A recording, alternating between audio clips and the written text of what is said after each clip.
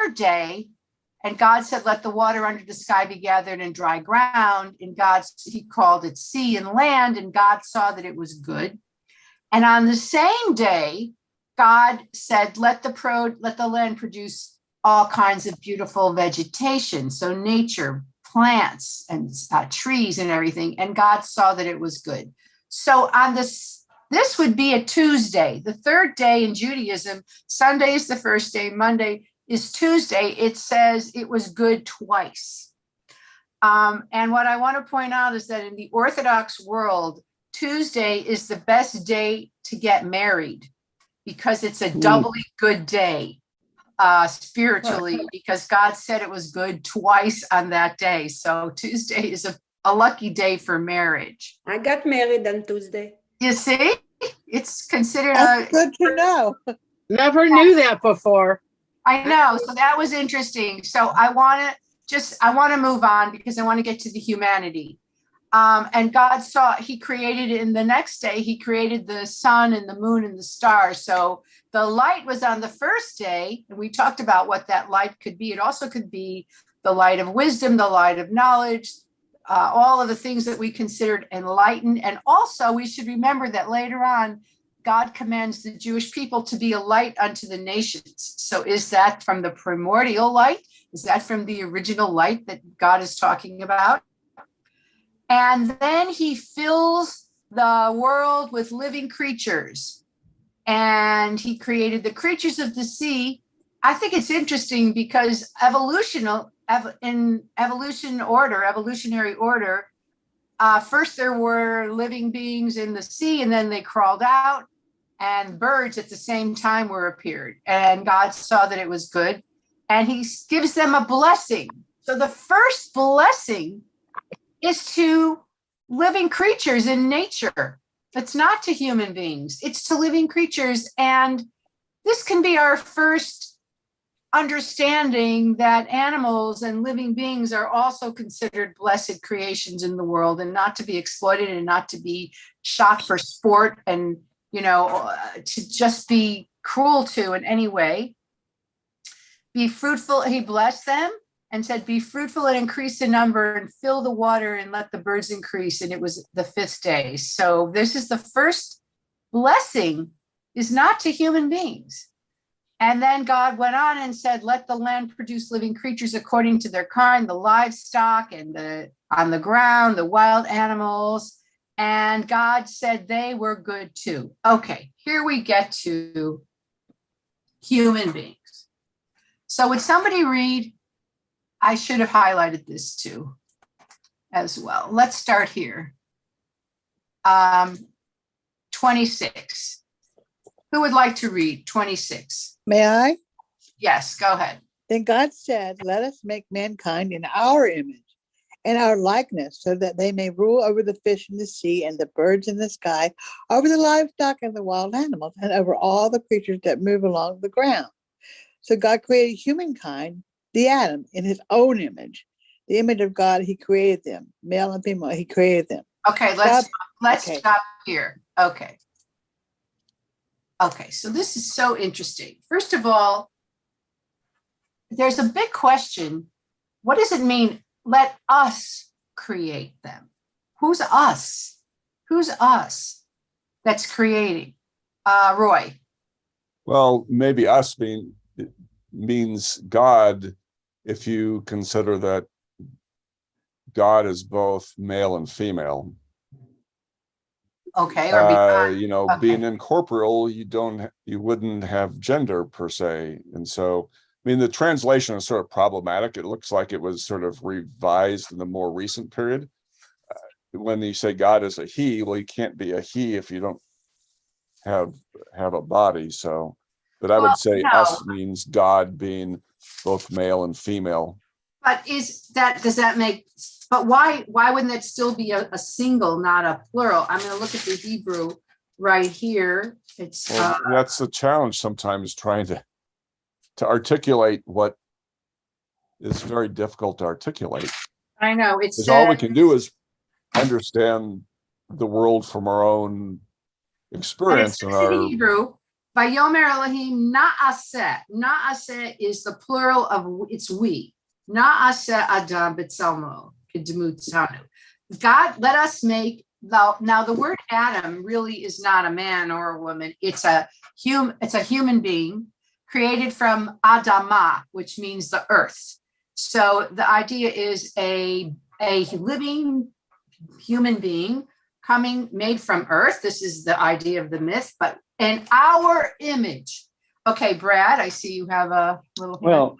Well, I was just going to say that the word Elohim is plural. So, therefore, we were not originally a monotheistic faith. I mean, that developed over time. So you think it means gods?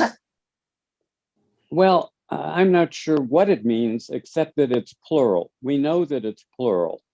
So is it many aspects of one God, or is it multiple gods? I mean, it's unclear, but we know that the religion initially was not monotheistic. Is that correct? Am I wrong about that? Not Judaism. That was what made it unique. It was monotheistic. However, a rabbi of mine, a rabbinical, explained to us that when things are in the plural, there's few words that are in the plural. Chaim, which means life. Mayim, which means water.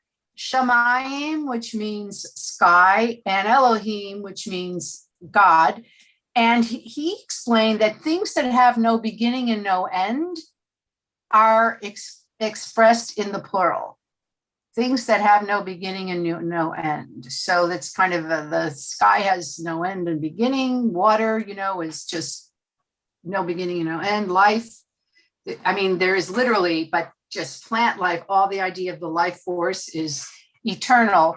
So that was, I like that as an interesting explanation of those particular words are singular, but they're eternal or no beginning, no end quality. Any other ideas about why it's let us make human in our image? I have Penina. one. Oh. Okay, after Penina, then Okay, I'll ask. okay. And then Abby. Penina? Okay, I think that from the beginning, there was a recognition that humans are going to be able to create also, and not as God, but the way that the mind will work is to create. I personally, he made people partners. So But why let us? Why not us? Human beings. But he was making the human being. So it couldn't be him and the human being making the human being. Is making partnership with the people that gives them the light to get all this. So he made us partners in creation from the beginning, because he said that we were put to guard the earth, to manage the earth. So, and the fact that he also, we can reproduce, it also shows that there is some kind of force in our hands. And the mind that he gave us shows us that there is some kind of force. I always, personally, when I look at the skies and I see what's going on, and I'm looking at airplanes flying in the air, I always say to myself that there is a God. How can he make people make such heavy metal fly in the air? There's got to be some kind of a gifted thing that brain to people that nobody else got. Okay, Donna. I think, we say king of the universe. I think there's a king and a queen in the universe. I'm just telling you. Okay. I'm just going to say male and female. I really believe that marriage is so sacred, and I really believe that the male and female, I really believe that there's a man and a woman up there, and they're married together, and it's like, that's why marriage is so sacred, and the vows. And then the other thing is God spoken to existence, everything. So we create with our thoughts and our words, and we be very, very careful what we say. Okay, thank you. So it's the male and female life force. Bob, you have your hand up, but I don't see you. Okay. Bob Newmark, do you want to say something? No. Okay. Yeah. Hello. I'll come back to you. Abby. Well, actually, I find it a little problematic because they're saying, I made him in my image, and you're saying a human image. So you're taking God and you're saying, I'm making my human image. So it's more like Jesus Christ. It's more of a Christian kind of concept rather than I think a Jewish concept of what. So making somebody in your image. Obviously it was people who are, they feel they're the center of everything. So it's based on their perception. So I find it problematic as being in the image. And I think that's where people have problems with the image of God then. Okay, Gary, you posted something. Do you want to share? I was just reading I'm looking at Sefaria, where it doesn't have, a plural, it's a singular. So I just hit the button and looked at commentary. And I think that's just some support for what you were saying, Rabbi, about things that are infinite, or as he describes there. So maybe, then I also had a discussion yesterday. I'm starting to take biblical Hebrew lessons with the rabbi who said that, yes, the ending, the eem is plural, but in biblical Hebrew, the plurality is more defined by the surrounding verb tense, adjective tense. Yeah. When you look at that, it's a singular form. That's true. Now, the rabbis say that when God said, let us make us in our own image, there's this idea that it's God and the angels, and maybe the angels, and maybe the animals as well, because human beings have an animal nature and a holy or angelic nature. We have both. We have the ability to have animal appetites and desires and ferocities, and we also have the ability to be uplifted and holy and sacred. And so we are the one combination of all the other creations. Oh, and Safun says image means consciousness. So let us make God, yes, in our own consciousness. I mean, the rabbis definitely say it's not in our own image. It's miraculous because every human being looks different. So, and yet we're all in God's image. So it can't be a physical image. It has to be a soul image, a consciousness image, a creative ability. It has to be those qualities. But some commentaries say the we is like all of creation participated, all the other creatures, in the creation of the human, because we are the one living being that has all of these qualities that other animal memory, we have ability to think about the future. We don't just live on instinct. And then Roy is saying maybe it's a moral or ethical image. Absolutely. So it's all of these ideas. I just want to move on because we don't have that, unfortunately. But what I like is then he says, God created human, Adam, in his image. In the image of God, he created him. Well, yes, male and female, he created them. So what was the being? The one being is called male and female, Brad. Well, wait, yeah. I mean, I'm thinking of Plato's Symposium. You've talked about other creation stories. In Plato's Symposium, the first humans were androgynous. They were a combination male and female, and only subsequently did we split off. So this may be a similar type of thinking that if we are in God's image and there are male and females, then God is likewise a androgynous figure. Yes, that is exactly what the rabbis say, but they didn't think of it as androgynous. They thought of it as like maybe male and female, like co-joined beings, almost sharing something, and then split into two equals. And there's this beautiful midrash. I'll call you in a minute, Pnina. Beautiful midrash that you're split from your other half, and when you find your beshert, that was your soulmate, from the original idea. There's also a midrash that this was a different female from Eve, from Chava, it was a different woman. Any of you ever heard of Lilith? Have you ever heard of Lilith? Anybody? So Pamela, Yeah. what do you know about Lilith? Well, okay, so this comes from the Lilith fair, but as I understand it, she got kicked out of Eden because She's she evil.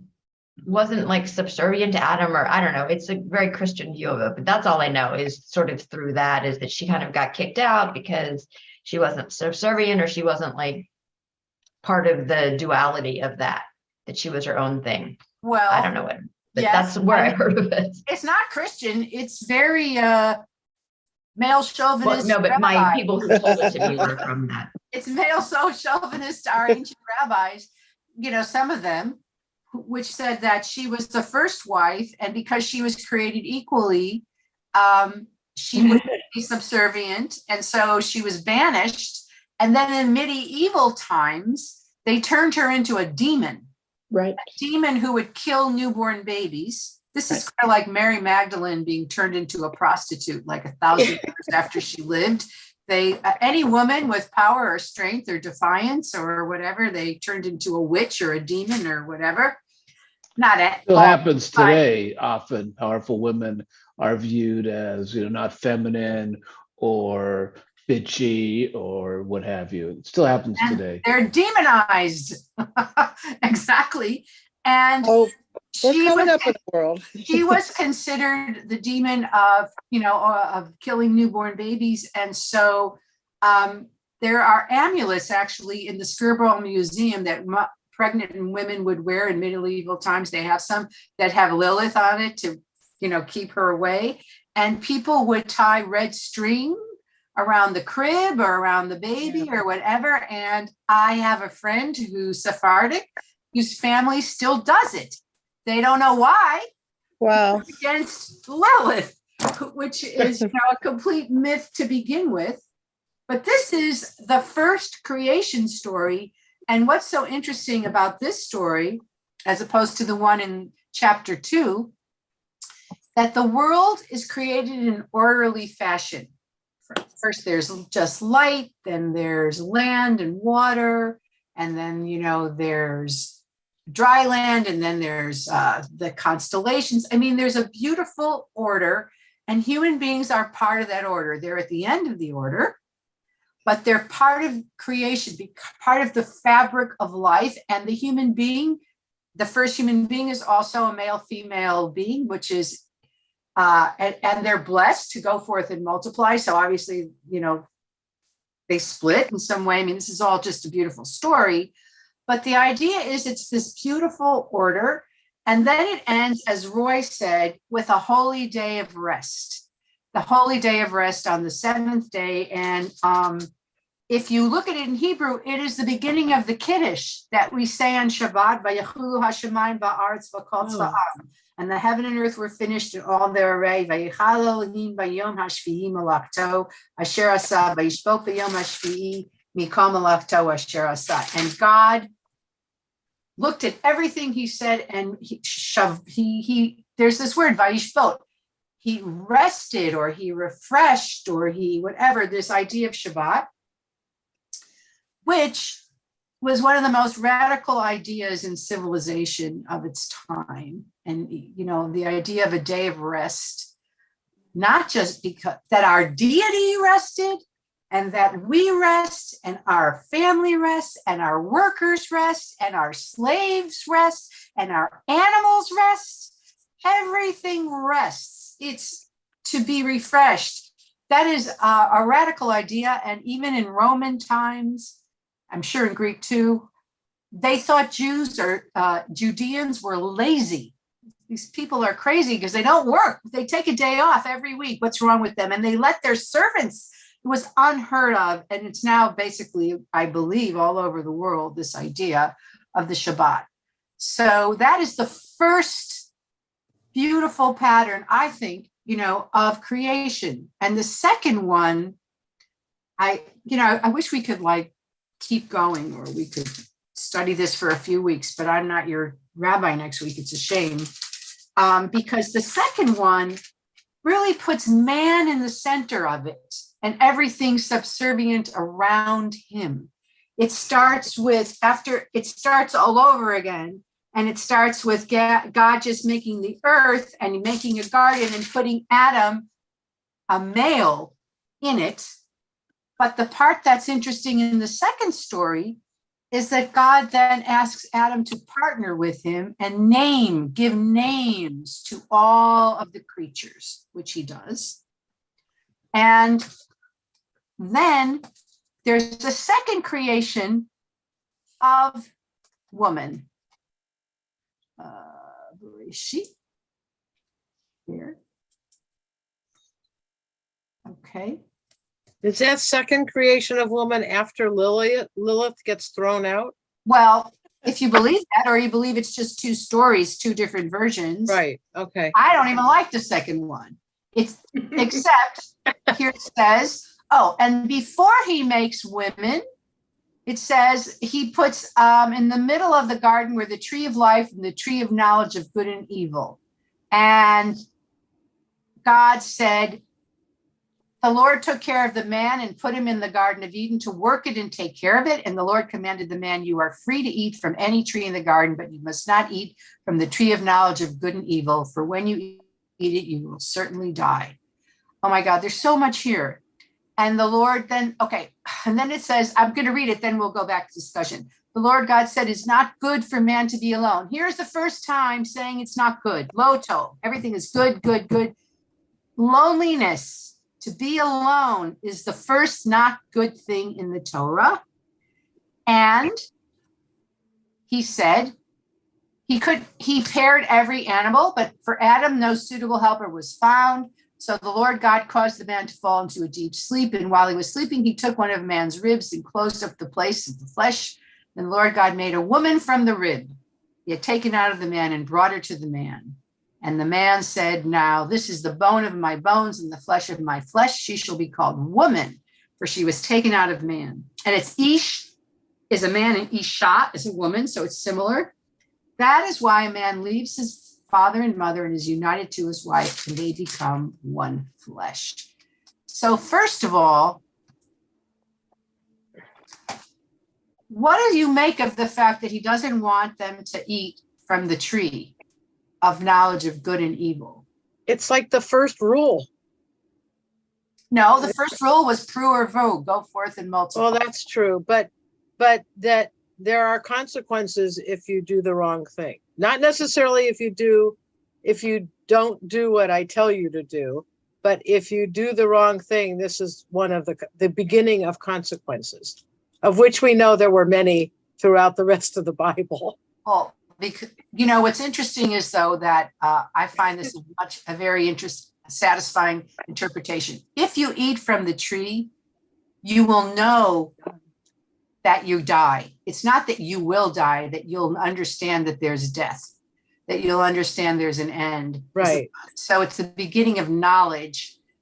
Do you think, and then we know that Eve ate from this thing. Do you think God really wanted them not to eat from there? There's a theory about that. Abby. Well, when you say to someone, don't touch it, like a little kid, it's enticing. That's an enticing statement to say, okay, here's everything is in front of you, but don't eat from that tree. If you made that comment to sort of, it almost entices you to try it. You want to know why? Yeah. Yeah. I think it's an enticing statement, truthfully. And before it's interesting, he tells Adam this, and then he creates a woman from his rib. So what is that? What are the, it's obvious, you're very smart people. One, she's equal, one, she's subservient, one, she's below him, one, she's from him. He has power over her. So it's two different views of the world. And one, Adam is in the center. He names all the birds, he names all the living beings, and God makes him this helper, and it says he needs Ezer Kenegdo, she's described as. Shabbat Shalom, Herod. Ezer Kenegdo is like a helper opposite him, or well, the word Ezer could be help, or I just read support, a support, but not a partner, not a partner. And why do you think, I mean, it's curious. I mean, we just have to speculate why Christians or Jews always focus on the second story, not on the first story. I mean, they don't focus on the second story. They focus, I mean, the first story at all. Penina. I think Ezer Kenegdo, it's a help for him to accomplish to where he wants them to be, to where he wants human being to be. Ezer, it's to help. Right. She's a helper. So she's completing him, she's helping him. And I think this whole story started because they looked at people, first of all, as also another creature that came from the sea. So there is some kind of idea that we also started from the sea. And there are leviathans that the male are carrying the babies. Right, but all other animals, it's clear that she's considered subservient. Yeah. So even though he loves her, he clings to her. You know, their flesh. Ezer Kenegdo means to complete him, to help him to get to where you want to be. To complete him. Yeah, to be helped. It doesn't care. We don't care if she's completed. No, it says Ezer Kenegdo. She'll complete him. She'll be helping him to get to wherever it is. This is one of the worst verses in the Torah or in the Bible for the fate of women for the next, 3,000 years. You read my mind. I think they were judged by their physical strength. Yeah, but okay, Pamela. I'm sure primitive women were pretty darn strong. Pamela. I don't know. Well, they gave birth without any anesthetic, so they couldn't be very weak. I think they're stronger than we are just today. From a very practical standpoint, did we have originally 2 creation stories? And this, in the storytelling, represents a compromise? Meaning, all right, yours will go in and mine will go in and let the chips fall where they may. Because if this is anthropomorphic, then I feel like the way it gets put together has, just from like a pure historic perspective, I mean, I'm a lawyer, so I think about compromises all the time. Like I negotiate all the time. And so you have sometimes some very weird conflicting provisions and agreements. And I almost think that this has all the hallmarks of that to me from my vantage point. You're absolutely right. There were 2 stories. There's actually 2 Noah stories too, if you look at it. And one they take in two animals and one they take in 7 animals, but most people don't. You don't read it, you just hear it. Yes, were 2 stories. They were both very popular. The rabbis didn't know what to do, so they just included both of them and then tried to say, well, the second one is kind of a more elaborate detail of the first one. You know what I mean? They said it's just more detailed, the first one, but it's clearly 2 different stories with 2 different worldviews, one with man in the center, humans in the center, and one with all of nature on an equal footing. In a pattern. Does one represent more like the Egyptian view of the sun god and the male god, and the first one representing more of the nature god in the sense of male and female being equal, and the earth and the seed and that sort of balance of the male and female energies? I never read that, that's kind of but it makes sense. It makes sense. It makes sense. I think the thing that's unique in the stories is the Shabbat part. The Shabbat part. And also, if you look at a close reading, when God says, you're steward over all these animals, in the Torah, human beings were meant to be vegetarians. They were never meant to eat any of these creatures. They were only to eat plants. It says you have all these fruits and plants and trees to eat. And it's only later in the desert, when the Israelites start screaming, we want meat, that they start, the kosher laws are created and all that stuff. There's no kosher laws, though they were already eating meat. Abraham, we know, slaughtered a goat, and Jacob, slaughtered a goat for, meals and things. But originally there's no mention of eating these living beings who were blessed. And I wish we could continue because this was so interesting. And if you want to just take a look at, there's like so many other amazing things in it. This idea of eating the fruit of wisdom in it, and Eve saying, Eve, her name was Chava, which comes from the word Chaya, like Chayim. She was considered the mother of all living things. She saw that it was good to be for wisdom, and she ate it. And then she shared it with her husband. She didn't seduce him. She didn't entice him. She shared it. She said, oh my God, eat this. Your eyes are going to be open. You're going to have wisdom. So that's a huge misnomer and distortion of the actual event. I think she was very smart, Rabbi, a woman very smart. And I really admire her. And now we all study Torah. We study at Harvard. Everybody studies. So Shabbat Shalom, everyone. I'm sorry for the 10 minutes glitch, but I hope you have a beautiful week. And take a look at this Torah portion. There's so much more in it. The Cain and Abel thing. I mean, it's maybe next week you can ask the rabbi who's just continue in Bereshit if you want, because there's so much in there. Shabbat Shalom, everyone. Shabbat Shalom. Shabbat Shalom. Thank you so much. Shabbat Shalom. Thank you. See everyone next week. We'll be here.